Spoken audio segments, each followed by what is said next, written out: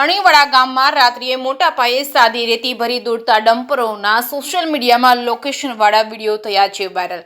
સરકારશ્રીના સાંજના 6 વાગ્યા પછી નદી વિસ્તારમાં ઉતરવાની પરવાનગી ન હોવા છતાં કોની મહેરબાનીથી આ બે રોકટોક ચાલી રહ્યા છે। ડમ્પરો કોણ કરશે સાચી તપાસ તેવા લોકમુખી સવાલો થઈ રહ્યા છે। સોશિયલ મીડિયામાં ફરતા વિડીયો પરથી અણીવાડા વિસ્તારમાં રાત્રિ દરમિયાન નીકળતા સાદી રેતી ભરેલા ડમ્પરો શંકાના દાયરામાં છે। કરોડો રૂપિયાની રેતી ચોરી કોની રહેમ નજરની નીચે ચાલી રહી છે। મોટા જામપુર વિસ્તારમાં થોડા દિવસ પહેલા જ ખારિયા ગામ લોકોએ રાત્રિ દરમિયાન કેટલાક ડમ્પરો રોક્યા હતા। અધિકારીઓને જાણ કરવા છતાં અધિકારીઓ ફરક્યા ન હતા। ફરીથી એ જ રીતે રાત્રિ દરમિયાન ભૂ માફિયાઓ બનાસ નદીમાંથી રેતી ચોરી કરતા ડમ્પર ચાલકનો વિડીયો સોશિયલ મીડિયામાં વાયરલ થયો છે।